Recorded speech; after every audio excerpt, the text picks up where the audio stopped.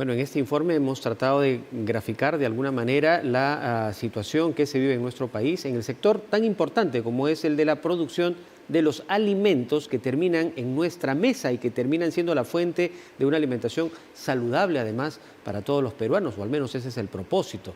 Ya se encuentra en nuestros estudios el ingeniero Edgardo Vilcara Cárdenas, él es docente e investigador de la Facultad de Agronomía de la Universidad Nacional Agraria La Molina, quien además tiene un máster en biotecnología molecular. Así que con él vamos a conversar sobre los retos para poder lograr una agricultura sostenible en el Perú. Gracias por estar aquí con nosotros. Bienvenido a Alerta Verde. Muchas gracias, Julio. Encantado de estar en tu programa. Bueno, este concepto de agricultura sostenible, ¿qué significa? ¿Cómo debemos entender y además cuál es la importancia de ponerla en práctica en el menor plazo posible?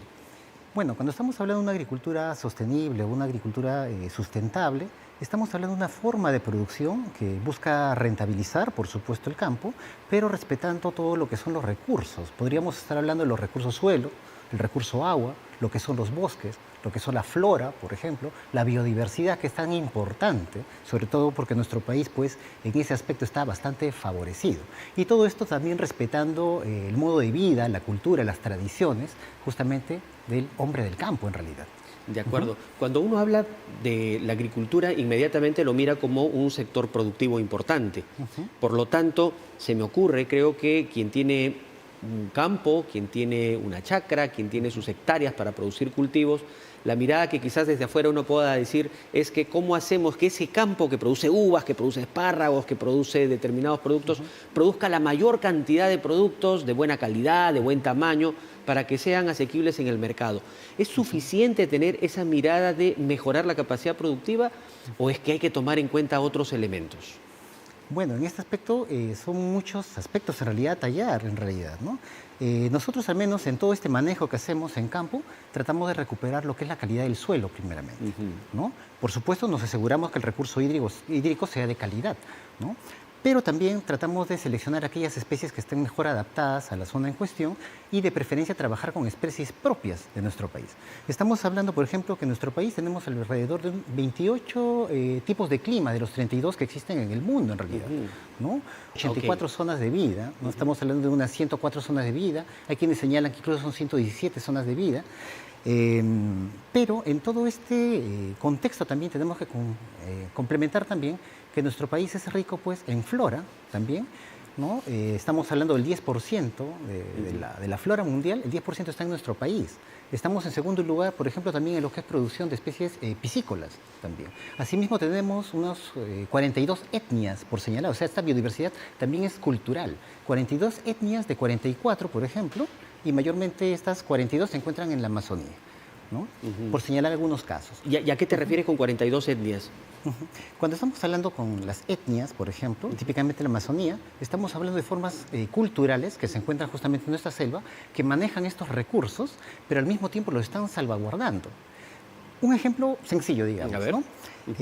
Por ejemplo, con el cultivo de la papa, digamos. Estamos hablando de cerca de unas 4.000 variedades de papa que tenemos en nuestro país. Somos centro de origen, indiscutiblemente, de este cultivo. Y el agricultor en el campo, por ejemplo, puede tener en su chacra, ¿no?, una serie de variedades establecidas en sus huertos. No estamos hablando de 2 o 3 variedades, puede tener N variedades de papa, de este cultivo, y él mismo va evaluando justamente en el campo cuáles de ellas tienen, por ejemplo, mejor sabor, mejor textura, la forma de preparación. Asimismo van evaluando también aquellas que son más tolerantes a las condiciones climáticas adversas, digamos lo que son las sequías, lo que son las heladas, digamos van evaluando también aquellas variedades que toleran mejor el ataque de plagas, el ataque de enfermedades, por ejemplo. Y asimismo también van evaluando la mejor forma también de conservación de esas variedades, ¿no? Digamos como tunta, moraya, chuño, etcétera, así como también la forma de preparación del mismo. Y eso por situar un cultivo. Si habláramos de quinoa, por ejemplo, estaríamos hablando de variedades como la amarilla de Maranganí, la cancoya, la pasancaya, la huituya, la negra coyana, etcétera. Tenemos una serie de cultivos. Y los productores de estos productos tan variados tienen sus saberes adquiridos tradicionalmente, ancestralmente, ¿no? No es que hayan ido a un centro de capacitación para poder identificar con mayor rigor las características de cada uno de estos productos. Es decir, ahí hay saberes que en la medida que van pasando los años, probablemente los hijos ya no están muy próximos al conocimiento de los mismos y ahí hay un riesgo de perder esos conocimientos, ¿no? Es correcto. Mira, Julio, dentro de, digamos que estos guardianes de la biodiversidad y saberes, en Qué realidad, bonita frase. no, en Guardianes realidad, de la biodiversidad. exactamente, ¿no? Estamos hablando también de que el agricultor no trabaja solo muchas veces, trabaja con la familia. Entonces estamos hablando de una agricultura familiar, que como su nombre indica, justamente está involucrada la familia en todo ese proceso productivo, en realidad, ¿no? Padres, hijos, hermanos, justamente que se aunan en estas labores. Sin embargo, podríamos dividir la agricultura familiar en tres tipos. Una agricultura familiar de subsistencia, la cual típicamente los productos del campo pues, no satisfacen lamentablemente pues, al hogar, las necesidades del hogar, y el jefe o jefa de hogar tiene que buscar trabajo, ¿no? Puede ser dentro o fuera de la actividad agrícola. Puede trabajar en sastrería, pueden ser conductores de mototaxi, albañilería, etcétera, ¿no? Luego tenemos una agricultura familiar intermedio de transición, ¿no? Que ya tiene acceso a mejores recursos de suelo, de agua, pero aún así todavía no capitaliza lo suficiente. Y luego tenemos una agricultura familiar consolidada, una que ya entra a los mercados, tiene mejores accesos justamente para capitalizarse y desarrollar esta actividad.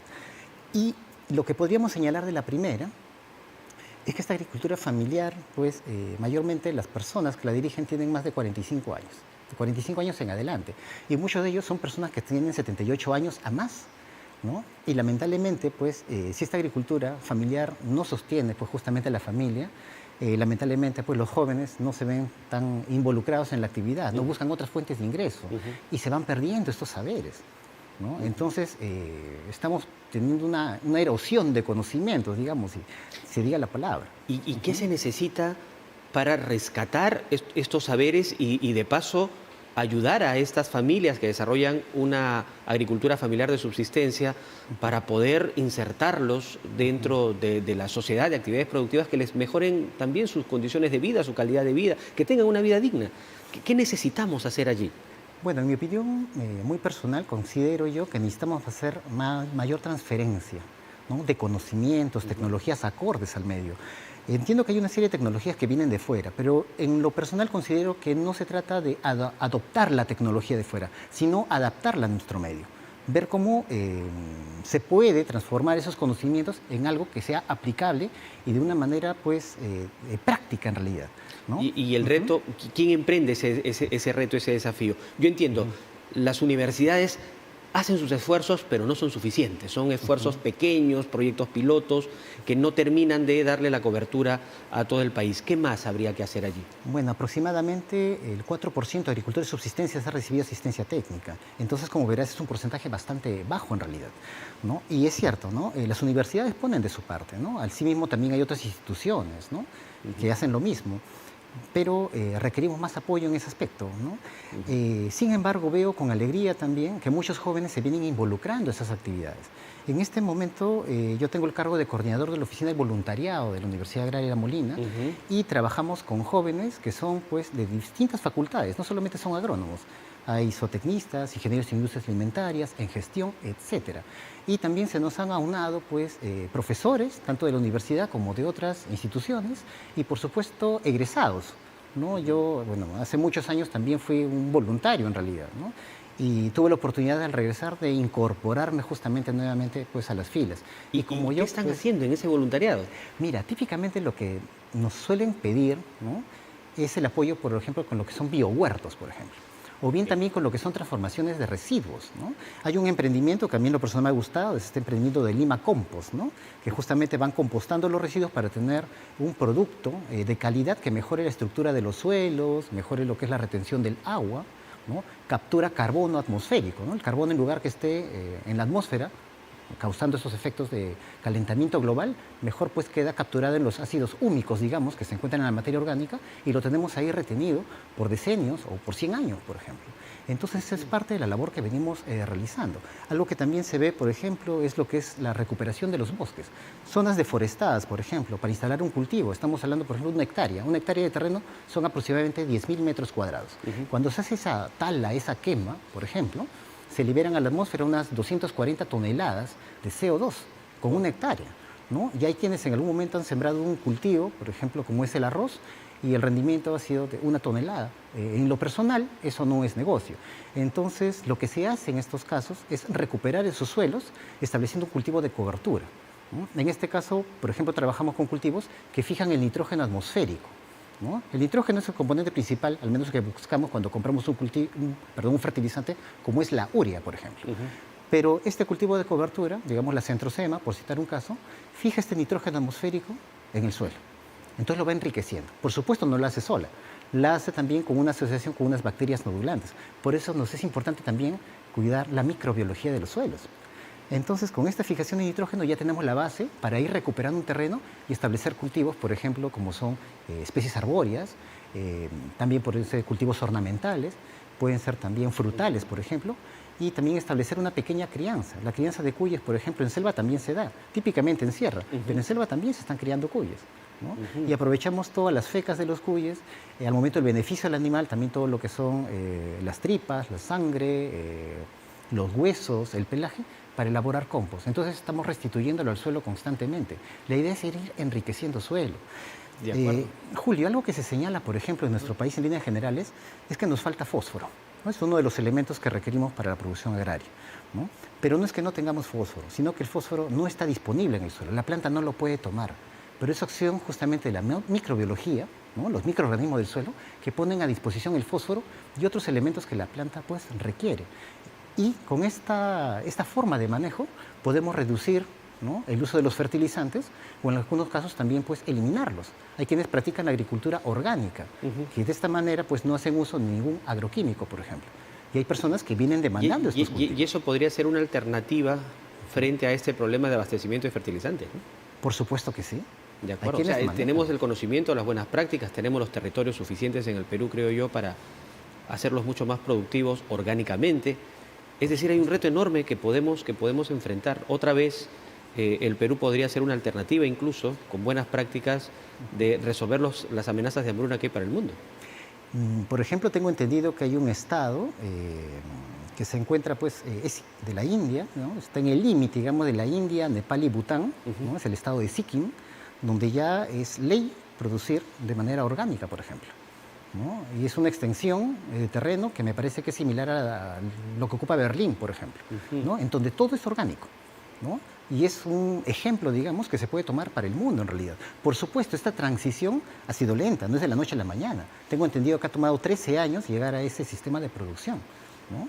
Entonces, podemos partir de esos ejemplos. No digo tal vez que podemos llegar a ese modelo nivel de desarrollo, pero claro, ya es un camino, hay una luz. Es un camino, podemos ir reduciendo justamente esa dependencia de fertilizantes. Y mejor que trabajemos también con los cultivos propios de nuestro país, ¿no? Podemos consumir tarwi, por ejemplo, que es un cultivo que aporta bastante con lo que son proteínas, ¿no? Entiendo que muchos consumen lo que es soya, pero tenemos el tarwi, ¿no?, que es justamente andino, ¿no? Y ha coevolucionado con plagas, enfermedades de nuestro entorno. Entonces yo creo que tenemos que mirar ese cultivo, entre otros, por supuesto, que son propios de nuestro país. Edgardo, me encantó esta conversación, ha sido bastante clara, nos permite entender algo que por donde caminamos muchas veces y a veces no lo tomamos en cuenta, pero que tiene un valor enorme para poder abastecer de alimentos y resolver el problema del hambre que nosotros tenemos en nuestro país o de pobreza que hay en nuestro país. Esperemos que el gobierno, la academia y el trabajo conjunto a través de asociaciones, de las propias comunidades, nos permitan encontrar alternativas realmente de solución a estos problemas que tanto padecemos en el Perú. Gracias por estar con nosotros. Muchas gracias, Julio, encantado. Un saludo para todos los campesinos. Edgardo Vilcara Cárdenas, docente e investigador de la Facultad Agraria La Molina, conversando con nosotros. Esto es el especial de Alerta Verde. Vamos a hacer una brevísima pausa y volvemos. Y cuando volvamos, cuando regresemos, vamos a conocer